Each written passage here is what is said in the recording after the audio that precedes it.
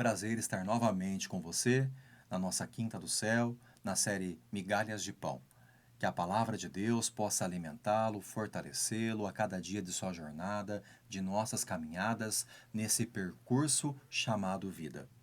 Anteriormente, no último episódio, nós falamos da necessidade do autoexame, do homem e da mulher realmente utilizarem a Bíblia como um espelho, que possa de fato mostrar aquilo que devemos melhorar, aprimorar, não nos outros, mas em nós mesmos, para que sejamos a imagem, para que sejamos a semelhança de Jesus Cristo.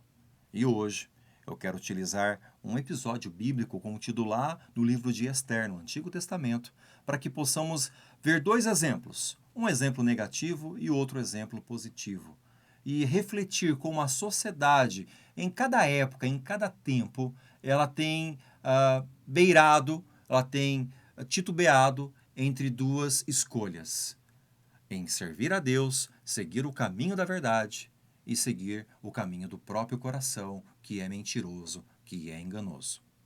E com esse pensamento eu quero fazer a leitura do primeiro capítulo do livro de Ester, onde é declarado que nos dias de Assuero, o Assuero que reinou desde a Índia até a Etiópia sobre 127 províncias, naqueles dias, assentando-se o rei Assuero no trono do seu reino, que está na cidade de Susã, no terceiro ano de seu reinado, deu um banquete a todos os seus príncipes e seus servos, no qual se representou o escol da Pérsia e Média.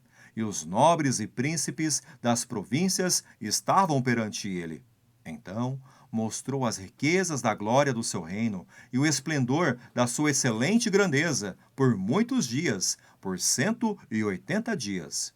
Passados esses dias, deu o rei um banquete a todo o povo que se achava na cidadela de Susã, tanto para os maiores como para os menores, por 7 dias, no pátio do jardim do Palácio Real.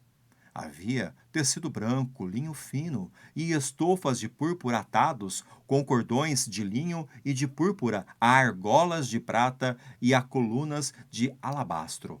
A armação dos leitos era de ouro e de prata, sobre um pavimento de pórfiro, de mármore, de alabastro e de pedras preciosas. Dava-se-lhes de beber em vasos de ouro, vasos de várias espécies, e havia muito vinho real, graças à generosidade do rei. Bebiam sem constrangimento, como estava prescrito, pois o rei havia ordenado a todos os oficiais da sua casa que se fizessem segundo a vontade de cada um. Também a rainha Vaste deu um banquete às mulheres na casa real do rei Assuero.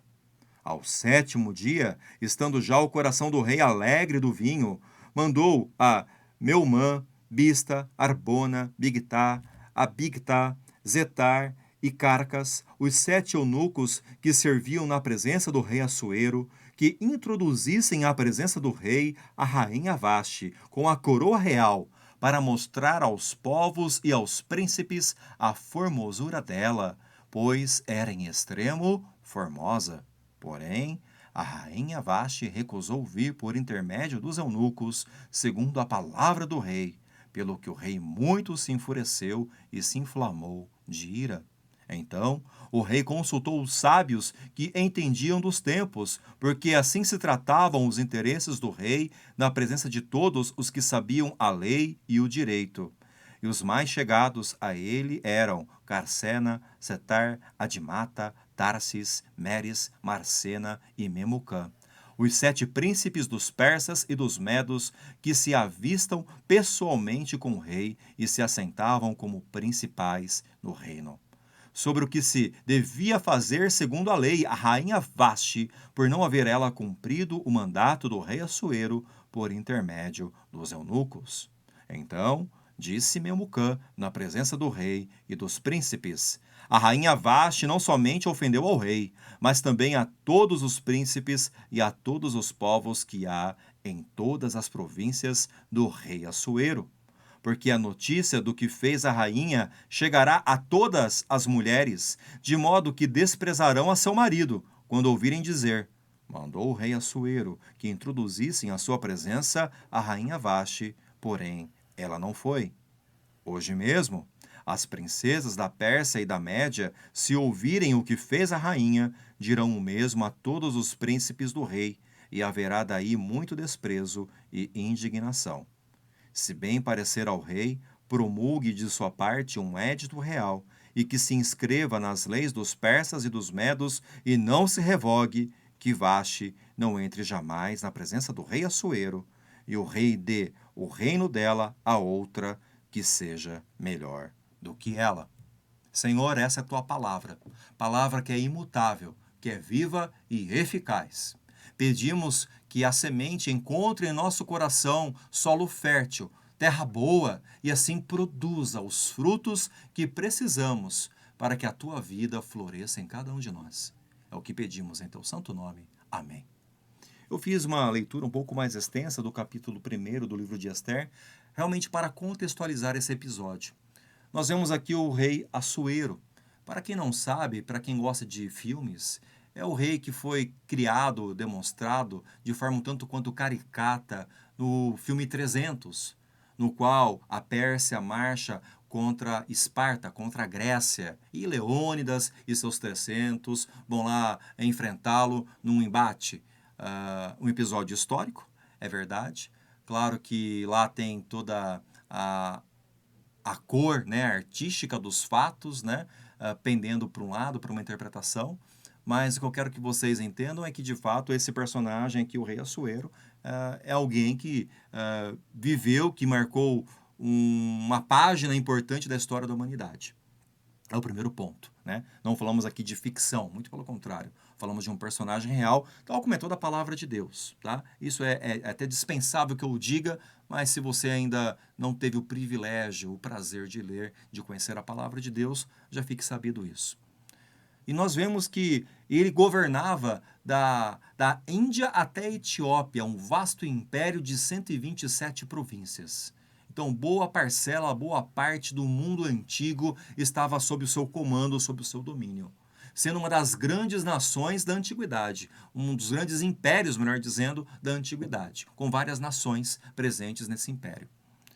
E, em determinado momento, o rei estava celebrando a grandeza do seu reino. Primeiramente com os seus nobres e depois com todo o povo, fazendo uma festa de muitos dias, né? Cercada de banquetes, de festejos, enfim. E no meio dessa festa, o rei, ele ficou alegre de vinho. E aqui eu quero fazer um parênteses de alguém que vivenciou muito de perto essa questão. Porque, para quem não sabe, eu cresci dentro de um bar. Na Vila Industrial, em Campinas, meu pai, por quase 40 anos, teve um bar, um boteco. Eu cresci atrás de um balcão, servindo os clientes fregueses daquele lugar. E eu sei o quanto o álcool é destrutivo. O quanto uma coisa que oferece prazer, oferece alívio, oferece escape para os problemas do dia a dia, podem, na verdade, afogar não somente as mágoas, mas principalmente afogar a esperança da pessoa e afogar a própria família daquela pessoa que acaba enveredando por esse caminho. Seja a droga ou o entorpecente que for, algo lícito ou ilícito. As promessas que o diabo nos faz, embora pareçam sedutoras, atraentes, no seu fim levam para a morte. É o que a bebida faz, é o que os vícios fazem, é o que o prazer realmente acaba oferecendo àqueles que o buscam de forma desenfreada.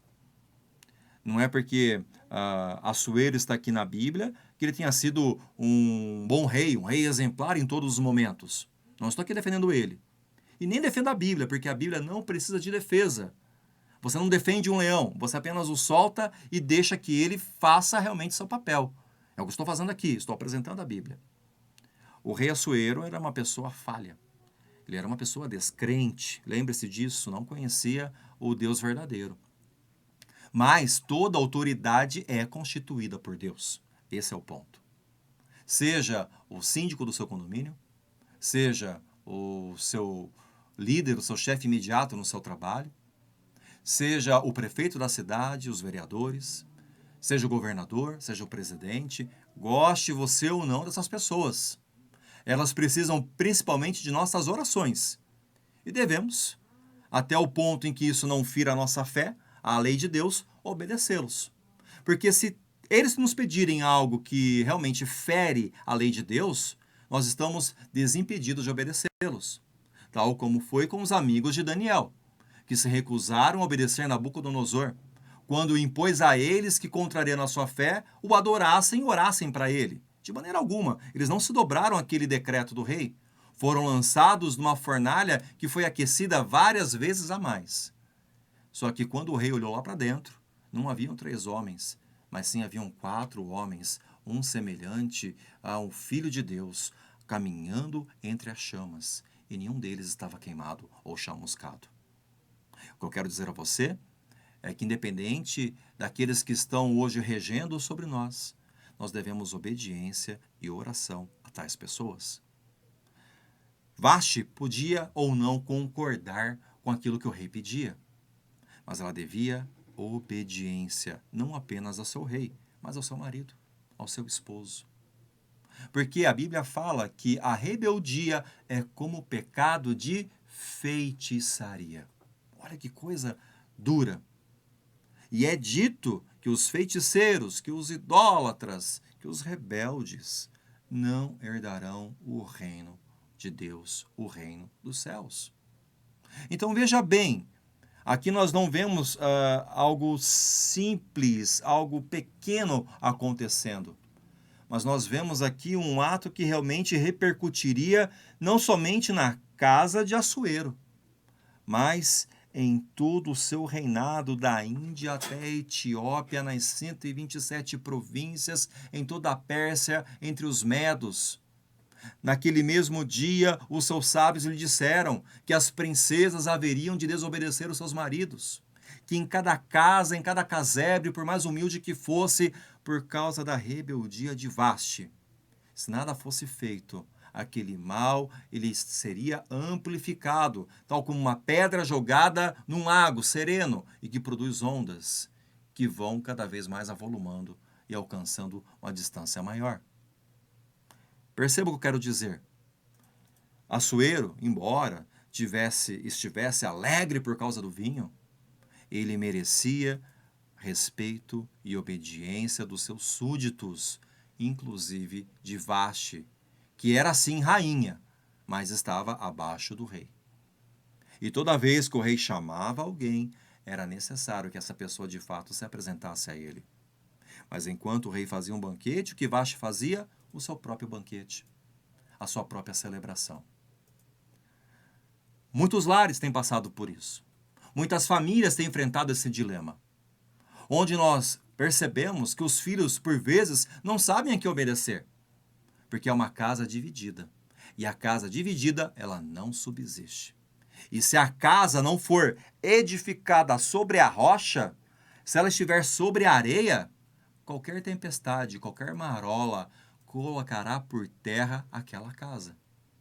Mas quando o seu alicerce é o firmamento eterno, é a rocha, pedra angular, é Jesus Cristo, aquela que os construtores rejeitaram, mas que é a pedra de esquina, aí tudo é diferente. Jesus Cristo, a palavra de Deus, deve nortear a nossa vida familiar, deve nortear a nossa vida profissional, deve nortear a nossa vida em cada esfera no qual nós nos relacionemos com alguém. Vaste fez algo que realmente era inapropriado e que lhe custou a própria coroa. Interrompeu o vínculo, a comunhão que ela tinha com a corte, principalmente com seu marido, com o rei Assuero. Ela foi banida, exilada, levada para longe, conforme o conselho dos sábios do rei. E embora o rei estivesse alegre de vinho, ele sempre fazia uma coisa correta. Ele pedia conselhos àqueles que eram sábios. A quem você pede conselho? A quem você pede orientação? Você tem o seu pastor que de fato possa orientá-lo? Você expõe as suas dificuldades, os seus dilemas, para que ele possa dar o conselho realmente temperado pela palavra de Deus para guiar a sua vida? Ou você se aconselha em horóscopos? Ou você se aconselha com amigos que podem até ser seus colegas, mas não são de fato amigos de Deus, amigos da verdade. E aqui não peço que você se distancie de ninguém, muito pelo contrário. Mas eu o convido a se aproximar da verdade que é a palavra de Deus. A fonte que nós temos da palavra é a Bíblia. Você tem lido a Bíblia? Você tem meditado na palavra do Senhor? Ou você é daqueles que a cada ano que inicia fala: esse ano vou ler a Bíblia. E até começa a sua leitura anual da Bíblia, mas logo nos primeiros dias acaba desistindo, deixando de lado para acompanhar as séries da Netflix, Amazon Prime e outras tantos streamings que tem por aí. E nada contra as séries, pelo menos algumas. Mas não podemos deixar que nenhum entretenimento, que nada nessa vida se coloque entre nós e Deus, entre nós e a palavra do Senhor. Invista tempo no seu lar. Tenha culto doméstico na sua casa. Tenha devocional. Deixe que os seus filhos vejam que você é um homem de oração. Dobre seu joelho, seja no começo do dia, no final da noite, não importa. Faça tal como fazia Daniel. Ele abria as janelas para que todos o vissem orando. Ele não se escondia, não escondia a sua fé. E ele era admirado e era perseguido por isso. A oposição virá também, viu? Quando você se prontifica a seguir a Deus, a fazer a vontade do Senhor, as pessoas têm coceira nos seus ouvidos. Elas não aceitam a verdade, porque a verdade incomoda. Mas a verdade, ela liberta. E é essa liberdade que as pessoas escravizadas pelo pecado, pela ignorância, pelas crendices, elas precisam de fato receber. Aqui eu mostrei o exemplo de Vashti, como ela perdeu a coroa dos persas. Mas muitas mulheres e homens também têm perdido a coroa da salvação, porque não honram aqueles que devem e merecem honra. Não honram principalmente a Deus, ao Senhor. Se nós não conseguimos honrar aquele que nós vemos que está ao nosso lado, quanto mais ao Senhor, que muitas vezes não é visto por corações cauterizados pelos seus próprios pecados. Pessoas que até frequentam a igreja, pessoas que conhecem todos os louvores, pessoas que dançam, que erguem as suas mãos. Mas pessoas que não têm de fato o Espírito Santo dentro do seu coração. Eu não quero te alarmar, mas se você não tiver o Espírito Santo, o Consolador, presente na sua vida, você é um mero religioso. Você pode conhecer as leis. Os fariseus conheciam, os publicanos conheciam. Mas de que adianta? Não basta você conhecer a Bíblia, conhecer a palavra. Você deve ser um praticante e não um ouvinte esquecido da palavra de Deus. E você não vai obedecê-la somente naquilo que você gosta, naquilo que você realmente admira, mas naquilo que também é difícil de ser executado, tal como perdoar. Quando alguém lhe ofende, lhe agride, é ensinado na palavra de Deus que devemos perdoar essa pessoa, andar a segunda milha, dar a nossa capa a quem nos pede, dar a outra face a quem nos fere. Isso é fácil? Humanamente falando, não. Mas divinamente cheios da graça, da presença do Espírito Santo de Deus, é algo não apenas tangível, mas algo realmente praticado no dia a dia. Você consegue perdoar as pessoas? Se você não consegue, você não é nascido de novo. Ah, mas eu já fui batizado, pastor. Grande coisa. Já vi muita gente tomar banho numa piscina, numa banheira, mas de fato não afogar o velho homem. E o desafio é esse. Não importa quantos anos você tem de caminhada cristã dentro da igreja. Eu já perdi a conta, eu tenho mais de 30 anos dentro da igreja. Com 14 anos de idade, eu aceitei esse convite para realmente aprender e buscar cada vez mais o Senhor. Mas durante muitos anos eu fui um cristão medíocre. Um cristão que estava mais preocupado em corresponder às expectativas dos homens do que a expectativa de Deus. Estava mais preocupado em agradar pessoas do meu redor do que agradar ao Senhor. E quando nós falamos a verdade, nós incomodamos as pessoas. As pessoas torcem o nariz, porque elas sabem que a verdade, ela é a referência que todos devemos ter. Mas isso implica em renúncia. Isso implica em abdicarmos do trono que há no nosso coração para que nele seja coroado e seja de fato entronizado Jesus Cristo. Não da boca para fora. Não adianta você repetir como um papagaio que Jesus Cristo é o seu Senhor e Salvador, se você se comporta feito um pavão, que admira a sua própria virtude e a sua própria beleza, e não se enxerga de fato como você é. Alguém pobre, cego, nu, alguém pequeno, que precisa da graça de Deus. Vasti, ela perdeu muito por conta dessa ilusão. Ela estava lá cercada, né, de tanta coisa que aquilo subiu ao seu coração. E ela não desceu, de fato, do pedestal onde ela estava para se prostrar diante do rei. Será que você não tem vivido assim também? Tão embriagado com aquilo que Deus tem lhe dado? Com a fama, com o sucesso, com as posses, com os bens? Achando que tudo isso é fruto do seu trabalho, do seu esforço, é mérito seu? Não duvido que você tenha se empenhado para estar onde está. Eu parabenizo por isso. Mas de pouco vale o meu parabéns. A aprovação que devemos ter é a aprovação de Deus. E diante de Deus, você é rico? Não basta você ter uma conta bancária farta, generosa, se o teu coração é mesquinho. Se você para com Deus, realmente não tem o coração no lugar certo, o tesouro no lugar certo, no céu e não na terra. Porque aqui na terra, a traça, os ladrões e a ferrugem haverão de botar um ponto final em tudo que nós temos. Nosso próprio corpo. Um dia não haverá mais, será pó. Então não se iluda. Invista naquilo que de fato tem valor. Tanto é que Vasti, ela perdeu a coroa. E uma outra pessoa foi coroada em seu lugar. Uma moça que era realmente diferenciada. Uma órfã chamada Radassa Esther, que foi criada pelo seu primo como se fosse uma filha.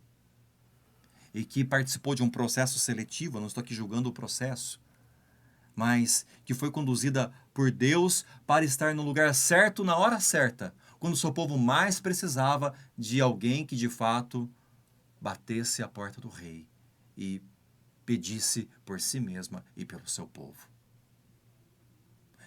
Será que você de fato está apto a ser um intercessor, alguém que se coloca no lugar de alguém, mesmo se colocando em risco, como Esther o fez? Olha só a virtude de Esther. Ela não era somente bela, como é retratado aqui no livro que leva o seu nome, mas era uma pessoa humilde. Quando lhe foi oferecido qualquer pertence para que ela entrasse diante do rei, ela não se encheu de joias, de coroas, de cetros, não. Aquilo que lhe foi oferecido, ela levou e ponto. Para entrar na presença do rei, ela pedia licença, aguardava ser chamada. Era uma mulher que de fato nos inspira em dias nos quais nós vemos cada vez mais o padrão de homem e mulher distorcidos. Porque a palavra, ela não é mais levada em conta, em relevância como deveria. Famílias têm perecido por conta disso. Igrejas, ministérios têm perecido por causa disso. Muitas vezes estão até inchados de gente. Porque, assim, até uma ferida, se você não tratá-la, ela incha, ela fica purulenta, ela cresce. Mas não é esse tipo de crescimento que Deus promove. Deus está mais preocupado com qualidade do que com quantidade. Deus está preocupado com corações de fato arrependidos, praticantes da palavra de Deus, e não apenas eufóricos, celebrando sabe-se lá o quê. Se nós abraçamos o pecado e não abraçamos a palavra de Deus, não há nada para ser celebrado. Se você não condena o pecado com os seus lábios, meu irmão, você que é pastor, você que é marido, sacerdote do seu lar, você está realmente fazendo algo muito mal, muito ruim àqueles que você deveria cuidar e servir de exemplo. A verdade, ela dói, mas a verdade, ela cura. A mentira anestesia, mas a mentira, ela mata. Pense nisso. Finalizo nesse momento esse episódio. Falaremos mais sobre Esther e outras mulheres virtuosas da palavra de Deus. Mas que não sejamos como Vasti, que não sejamos como o próprio Assuero, né? que por um momento ele foi embriagado, ficou alegre de vinho e a tristeza chegou na sua casa. Mas que sejamos sacerdotes do nosso lar. Que as mulheres sejam de fato tementes a Deus e sejam ajudadoras de seus maridos, exemplo para suas filhas e referência para os seus filhos. Quando eu quero ver um exemplo de mulher de Deus, eu olho para minha mãe. A minha mãe, ela é uma pessoa que realmente se destaca na multidão. Talvez você diga, você fala isso porque você é filho dela. Pode ser, mas você reconhecer as virtudes que Cristo realmente cultivou naquele coração.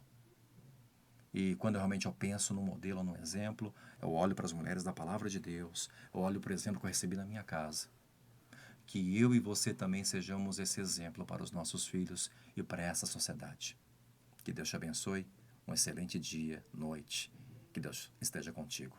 Abraço.